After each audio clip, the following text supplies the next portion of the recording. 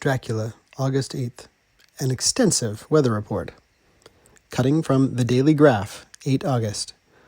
Pasted in Mina Murray's journal. From a correspondent, Whitby. One of the greatest and suddenest storms on record has just been experienced here, with results both strange and unique. The weather had been somewhat sultry, but not to any degree uncommon in the month of August. Saturday evening was as fine as was ever known, and the great body of holiday-makers laid out yesterday for visits to Mulgrave Woods, Robin Hood's Bay, Rig Mill, Runswick, Staithes, and the various trips in the neighbourhood of Whitby. The steamers Emma and Scarborough made trips up and down the coast, and there was an unusual amount of tripping both to and from Whitby. The day was unusually fine till the afternoon, when some of the gossips who frequent the East Cliff churchyard, and from that commanding eminence watch the wide sweep of sea visible to the north and east, called attention to a sudden show of mare's tails high in the sky to the northwest. The wind was then blowing from the southwest in the mild degree, which in barometrical language is ranked number 2, light breeze. The Coast Guard on duty at once made report, and one old fisherman, who for more than half a century has kept watch on weather signs from the East Cliff, foretold in an emphatic manner the coming of a sudden storm. The approach of sunset was so very beautiful, so grand in its masses of splendidly coloured clouds, that there was quite an assemblage on the walk along the cliff in the old churchyard to enjoy the beauty.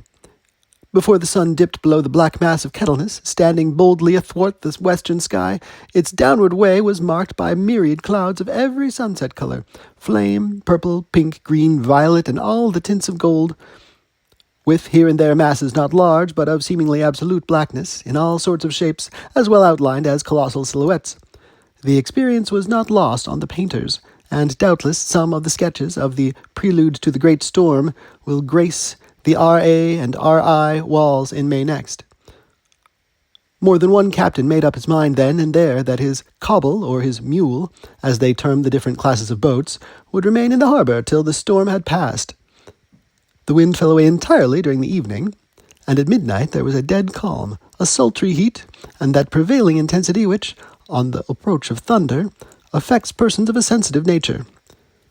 There were but few lights in sight at sea, for even the coasting steamers, which unusually hugged the shore so closely, kept well to seaward, and but few fishing boats were in sight. The only sail noticeable was a foreign schooner with all sails set, which was seemingly going westwards. The foolhardiness or ignorance of her officers was a prolific theme for comment whilst she remained in sight, and efforts were made to signal her to reduce sail in face of her danger. Before the night shut down, she was seen with sails idly flapping as she gently rolled on the undulating swell of the sea, as idle as a painted ship upon a painted ocean. Shortly before 10 o'clock, the stillness of the air grew quite oppressive, and the silence was so marked that the bleating of a sheep inland, or the barking of a dog in the town, was distinctly heard, and the band on the pier, with its lively French air, was like a discord in the great harmony of nature's silence. A little after midnight came a strange sound from over the sea, and high overhead the air began to carry a strange, faint, hollow booming. Then, without warning, the tempest broke, with a rapidity which, at the time, seemed incredible, and even afterwards is impossible to realize. The whole aspect of nature at once became convulsed. The waves rose in growing fury, each overtopping its fellow, till in a very few minutes the lately glassy sea was like a roaring and devouring monster. White-crested waves beat madly on the level sands, and rushed up the shelving cliffs. Others broke over the piers, and with their spumes swept the lanthorns of the lighthouses which rise from the end of either pier of Whitby harbour. The wind roared like thunder, and blew with such force that it was with difficulty that even strong men kept their feet, or clung with grim clasp to the iron stanchions. It was found necessary to clear the entire piers from the mass of onlookers, or else the fatalities of the night would have been increased manifold. To add to the difficulties and dangers of the time, masses of sea fog came drifting inland, white, wet clouds, which swept by in ghostly fashion, so dank and damp and cold that it needed but little effort of imagination to think that the spirits of those lost at sea were touching their living brethren with the clammy hands of death, and many a one shuddered as the wreaths of sea mist swept by.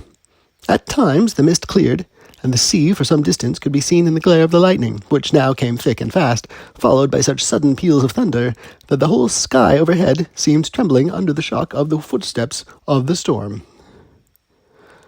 Some of the scenes thus revealed were of immeasurable grandeur and of absorbing interest. The sea running mountains high, threw skywards with each wave mighty masses of white foam, which the tempest seemed to snatch at and whirl away into space. Here and there a fishing boat, with a rag of sail, running madly for shelter before the blast. Now and again the white wings of a storm-tossed seabird. On the summit of the east cliff, the new searchlight was ready for experiment, but had not yet been tried. The officers in charge of it got it in working order, and in the pauses of the inrushing mist swept with it the surface of the sea. Once or twice its service was most effective, as when a fishing boat, with gunwale under water, rushed into the harbour, able, by the guidance of the sheltering light, to avoid the danger of dashing against the piers.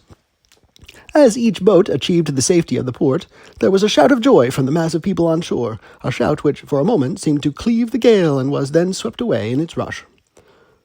Before long, the searchlight discovered, some distance away, a schooner with all sails set, apparently the same vessel which had been noticed earlier in the evening. The wind had by this time backed to the east, and there was a shudder amongst the watchers on the cliff as they realized the terrible danger in which she now was.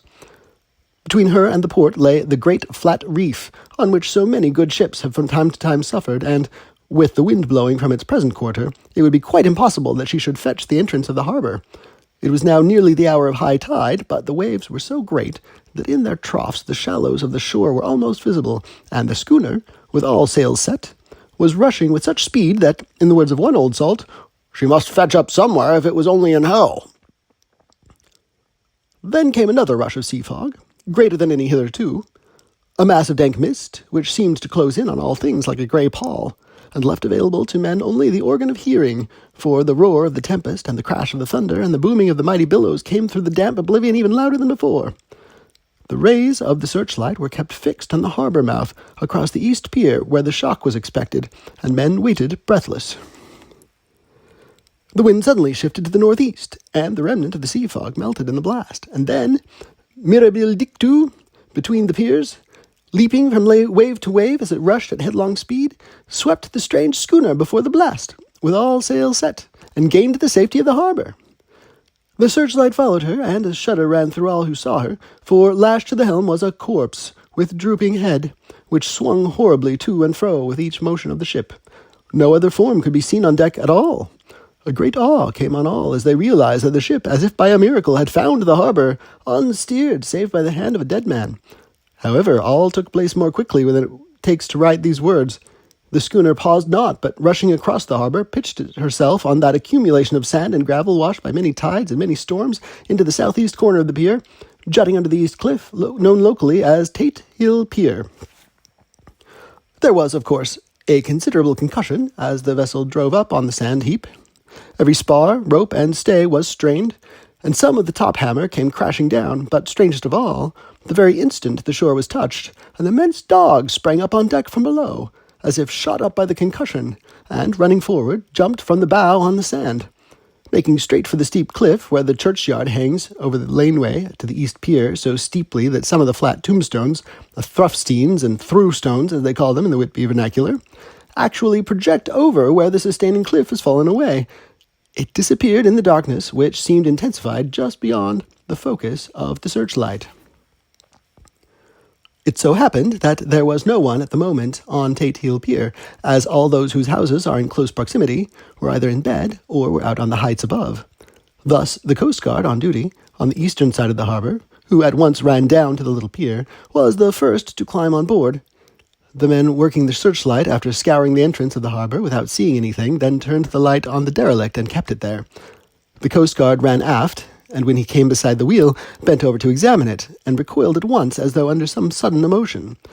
This seemed to pique general curiosity, and quite a number of people began to run. It is a good way round from the west cliff by the drawbridge to Tate Hill Pier, but your correspondent is a fairly good runner, and came well ahead of the crowd. When I arrived, however, I found already assembled on the pier a crowd whom the Coast Guard and police refused to allow to come on board.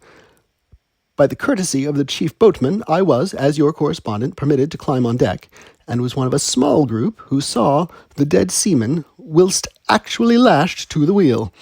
It was no wonder that the Coast Guard was surprised, or even awed, for not often can such a sight have been seen. The man was simply fastened by his hands, tied one over the other, to a spoke of the wheel. Between the inner hand and the wood was a crucifix, the set of beads on which it was fastened being around both wrists and wheel, and all kept fast by the binding cords. The poor fellow may have been seated at one time, but the flapping and buffeting of the sails had worked through the rudder of the wheel and dragged him to and fro, so that the cords with which he was tied had cut the flesh to the bone. Accurate note was made of the state of things, and a doctor, Surgeon J. M. Caffin, of 33 East Elliot Place, who came immediately after me, declared, after making examination, that the man must have been dead for quite 2 days. In his pocket was a bottle, carefully corked, empty save for a little roll of paper, which proved to be an addendum to the log. The Coast Guard said the man must have tied up his own hands, fastening the knots with his teeth. The fact that a Coast Guard was the first on board may save some complications later on in the Admiralty Court, for Coast Guards cannot claim the salvage, which is the right of the first civilian entering on a derelict. Already, however, the legal tongues are wagging, and one young law student is loudly asserting that the rights of the owner are already completely sacrificed, his property being held in contravention of the statutes of mortmain, since the tiller, as emblemship, if not proof, of delegated possession, is held in a dead hand.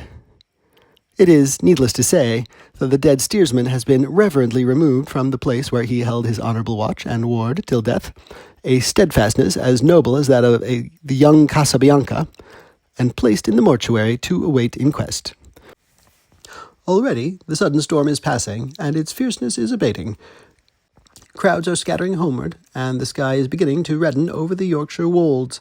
I shall send, in time for your next issue, further details of the derelict ship which found her way so miraculously into harbour in the storm. Whitby.